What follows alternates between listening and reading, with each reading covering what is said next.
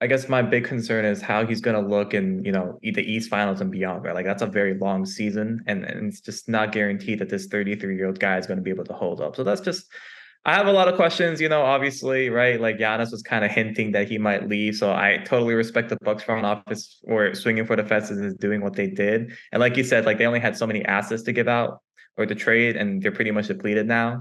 So, but in terms of how all the pieces fit, this should be fun though, B Rob. Like November is I forgot the exact date, November 22nd or whatever. First Celtics Bucks games of the season in Boston, the first of four, and that should be a lot of fun. I'm just we'll see how it all works out. Like I'm super excited though. Like basketball season is right around the corner. Like we're about to flip into October. Like this should be a lot of fun. Winning Plays is brought to you by FanDuel, the exclusive wagering partner of the CLNS Media Network. All right, Winning Plays podcast back yet again in what was supposed to be the calm before the storm of NBA training camp, but no, that is not happening. We are not going to go into the season quietly. Souichi Terada of Mass Live. We are coming in with a blockbuster. Damian Lillard going to Milwaukee. Miami coming up empty-handed, and now one more star readily available on the market in Jrue Holiday right there. I guess first off, what's your reaction to this sequence of events here that the Bucks kind of come out of the woodwork and steal Lillard from the Heat and a bunch of other interested parties?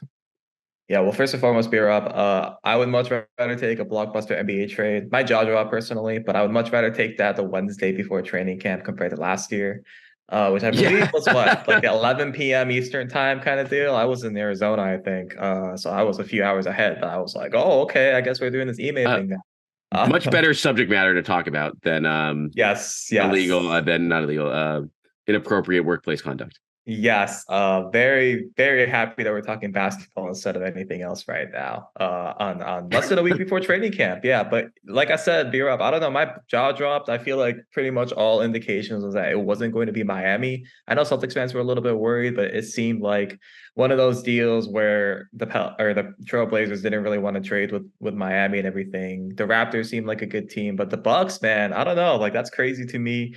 Like I said, my jaw dropped in the sense of like just trying to fit all the pieces in together. I mean, the Jrue Holiday, I know we're going to get into it, but just you lose a piece like Jrue Holiday, he's so important, but then you add a Damian Lillard, right? And Yeah. I thought, and I'm sure we'll get into it a little bit more, and I want to hear your thoughts, B-Rob, but just I'm so curious to see how the Bucks will look, right? Like they'll have a first year head coach, like Dame, obviously, right? Amazing player, all world player, superstar.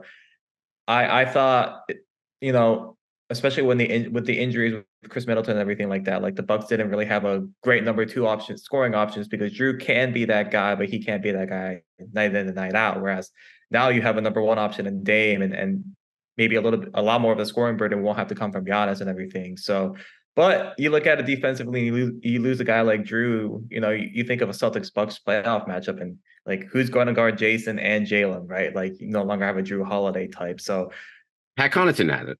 Pat Connaughton had that like on right? lockdown. You don't even have a Grayson Allen anymore, right? Yeah. Malik Beasley, Jay Crowder. They've got it's like they're making the big bet on offense over defense. And I mean, obviously there's still plenty of time for them to adjust the roster as they go here, but their assets are pretty sharply depleted here. I don't even know if they have any future first left to move, period. And player wise, yeah, you're like, who's going to stop Lillard, Giannis pick and roll? Like, I don't know, but also who is going to stop, like you said, who's going to stop Tatum Brown or anyone else in the East and on the perimeter? And so it is like, it's a fascinating, you understand why the Bucks did it. Since Holiday as like a number two is clearly like wasn't good enough for them offensively the last couple years, with Middleton not being himself, but now they're going to be stretched to the bring on defense, but it might not matter if they're outscoring teams, if they're scoring 20 points a game. Yeah, and one big concern I did have with Dame is just he's 33 years old and he's had durability injury concerns the past few years. And I'm just a little bit concerned about how he's going to hold up throughout the season. Obviously, the Bucks can do what the Celtics have done with Malcolm Brogdon and Al Horford and Rob and what they will do this season. But it's just that's all, that's an old guy. I'm just a little bit, I guess my big concern is how he's going to look in, the East Finals and beyond, right? Like that's a very long season, and it's just not guaranteed that this 33-year-old guy is going to be able to hold up. So that's just, I have a lot of questions, obviously, right? Like Giannis was kind of hinting that he might leave, so I totally respect the Bucks front office for swinging for the fences and doing what they did. And like you said, like they only had so many assets to give out or to trade, and they're pretty much depleted now. So, but in terms of how all the pieces fit, this should be fun though, B-Rob. Like November is I forgot the exact date, November 22nd or whatever. First Celtics Bucks games of the season in Boston, the first of four, and that should be a lot of fun. I'm just we'll see how it all works out. Like I'm super excited though. Like basketball season is right around the corner. Like we're about to flip into October. Like this should be a lot of fun. All right, let's take a break to hear from our sponsor, FanDuel. Snap into the action this NFL season with FanDuel, America's #1 sportsbook. Right now, new customers get $200 in bonus bets guaranteed when you place a $5 bet. That's $200 in bonus bets, win or lose. If you've been thinking about joining FanDuel, there's no better time to get in on the action. The app is easy to use. There's a wide range of betting options, including spreads, player props, over-unders, and much more. So visit FanDuel.com/Boston and kick off the NFL season. FanDuel, the official partner of the NFL.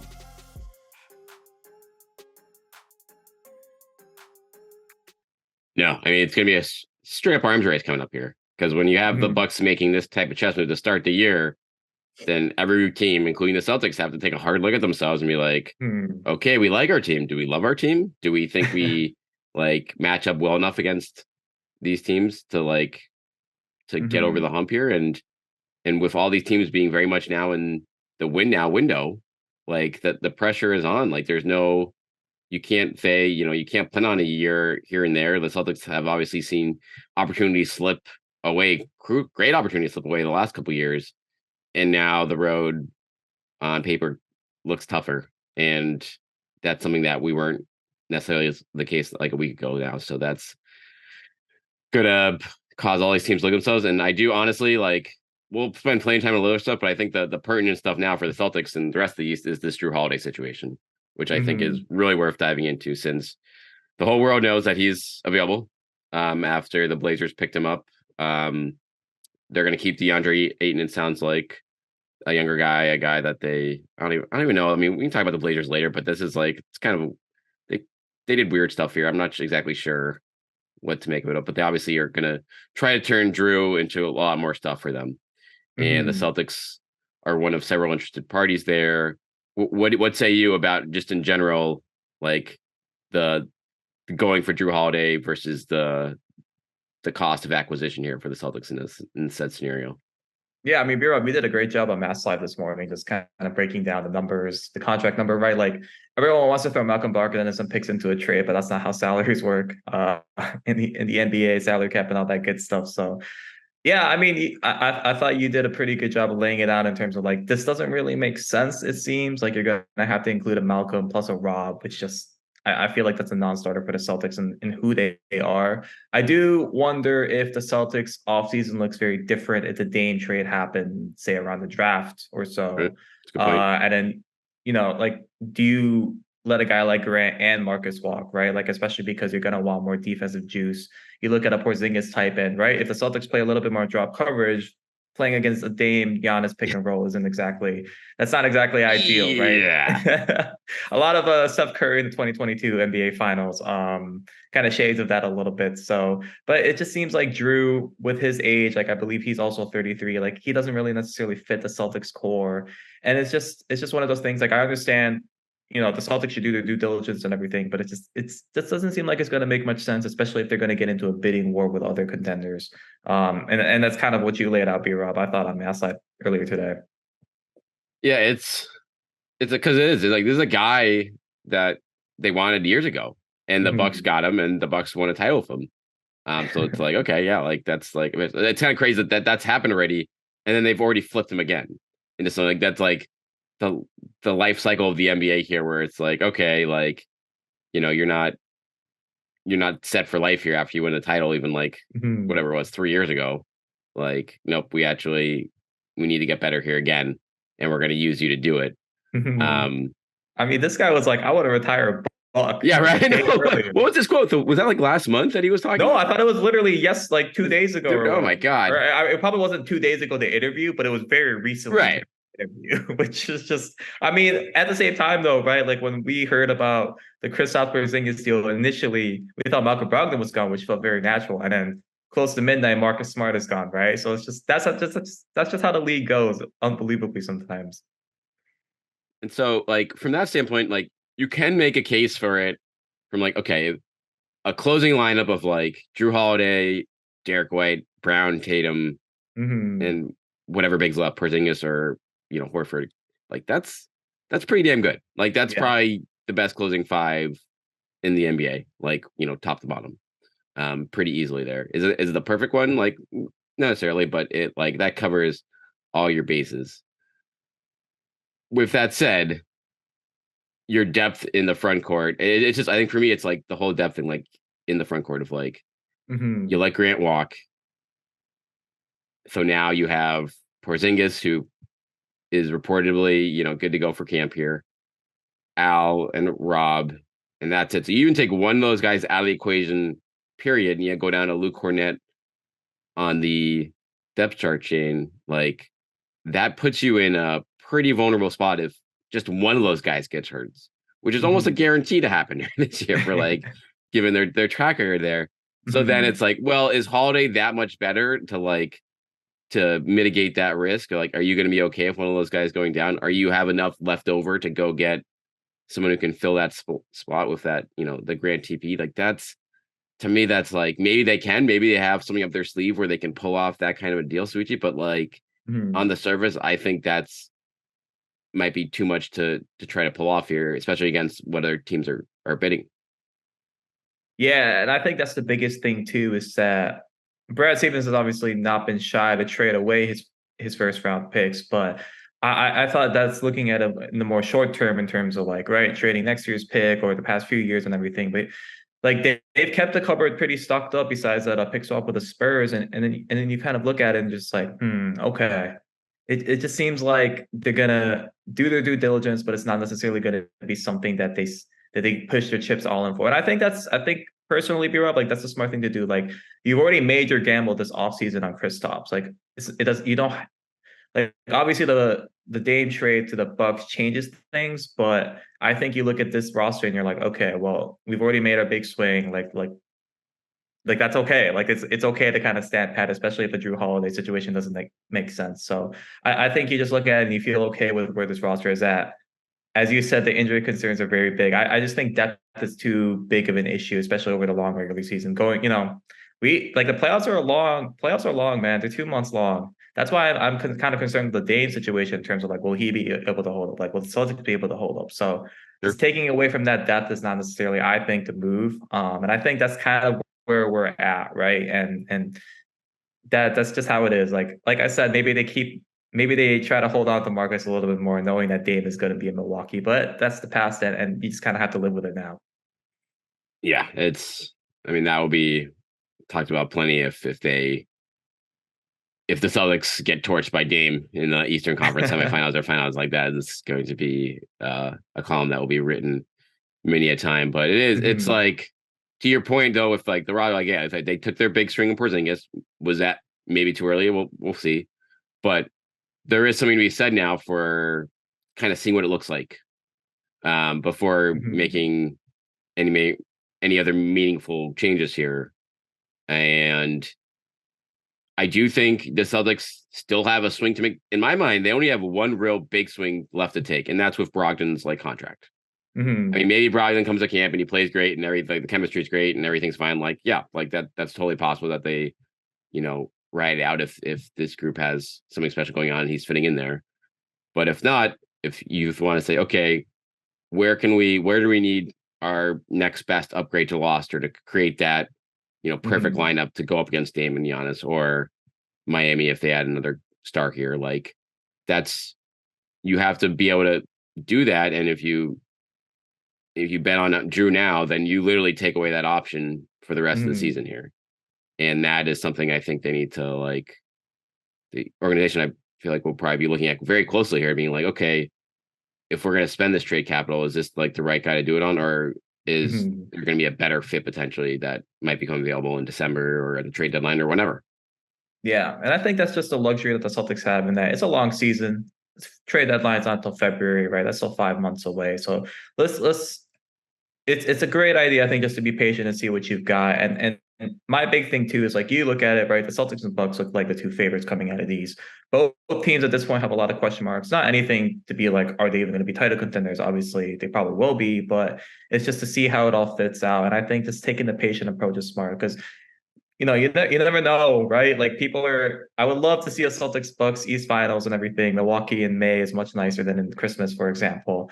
But it's just one of those things where you just don't know. The Bucks lost in the first round last year. The Celtics looked like they had an easy path to the finals. That wasn't the case. So it just seems like as of right now, like you said, the Malcolm situation is kind of the most volatile one on the Celtics right now, but we don't know about that, right? Like obviously the vibes could be terrible at the end of training camp and it could be very obvious that a trade is needed, but that's not set in stone. Like training camp starts next week and then you have we're a little less than a month away from the start of the season. So at this point though, I think you kind of just look at your options, see how the roster battle takes out, maybe a Lamar Stevens or somebody surprises you a little bit. And I think you can kind of go from there. Ever wish you could navigate the betting field with the confidence of a pro? Enter Oddsr. They're not a sports book, but they're the sports betting advisor you always needed. It's like having a playbook for smarter bets right in your pocket. I've been absolutely loving the experience, and I think you will too, especially since Celtics All Access listeners get a 30-day free trial. Elevate your game day and join the smart betting revolution. Go get it at oddsr.com/Celtics. That's oddsr.com/Celtics. Yeah, be some fun end of roster battles during camp here that we'll get to be watching in a couple weeks. And the other one thing with Jrue too, that I think is worth for us discussing is like he's got 1 year left in his deal. Like he's gonna opt out. He's gonna want a new big contract at age 34. And the Celtics may not be able to afford that, may not want to pay that regardless. And so are you willing to just give up that much for 1 year of a guy? Like and be willing to which a case can be made for that. Be like, okay, push in all your chips. Yeah. Like make a team that is impossible to stop and then deal with the ramifications later. But then if that doesn't work, then you're in a really, really rough spot next summer.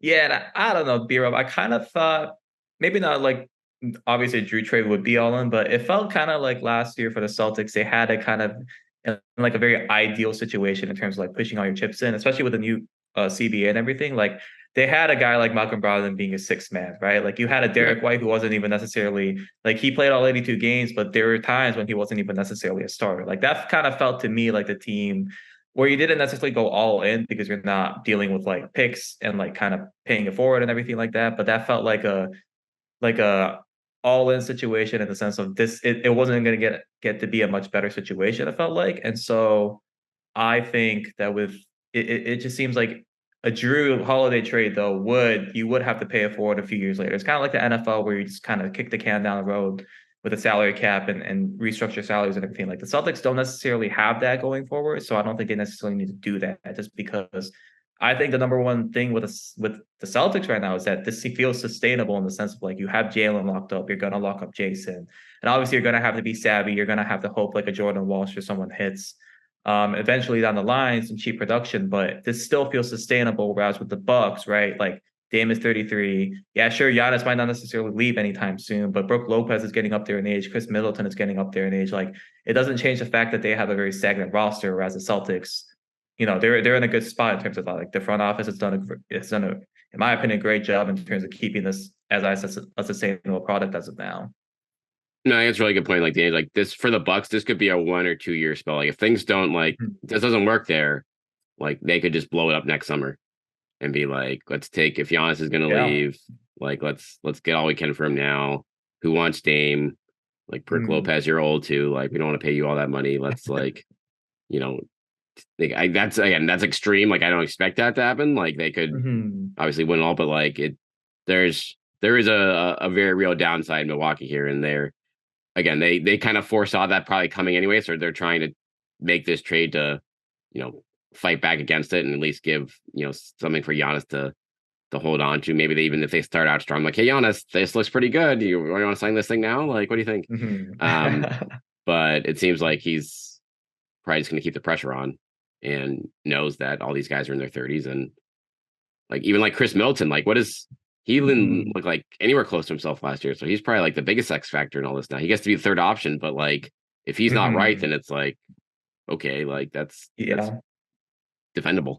Yeah. I mean, at the end of the day, like the big thing with Dame, I thought with trading him was that like he could make $63 million in 2026, 27 at age, 36, right? Like Dame is awesome. I've been a Dame, I've enjoyed watching Dame for a long time. And I got a few friends being like, us Dame fans, blah, blah, blah, blah. And I'm like, yeah, man, Dame's great. But look, like he's getting up there in age. You just don't know what the Bucks are going to look like. And conversely, you don't know what Giannis is going to look like. I feel like that's the biggest question mark right now. So, but we'll see. I'm excited for this season, though, B-Rob. We got the Celtics week ahead, media availability and everything, and I'm sure we're gonna get into kind of the thick of it very soon here. I'm enjoying the last few days of the off season, but this should be fun, man. I'm really looking forward to it. It really should. It's plenty of meat on the bone to start this training camp here next week, and whether it's a holiday situation or just camp itself, plenty of storylines here. We'll be on top of it all at Mass Live. Between Souichi and myself, starting on Media Day on Monday. So check us out there. Check Souichi out on Twitter, or X, if you will, at Souichi, Souichi Terada. If you're not already, you should be. And yeah, that's it, guys. We'll obviously be on top of these roster moves in the weeks to come, in the days to come here. If anything breaks, we'll be on it. And in the meantime, we'll see you guys at camp next week.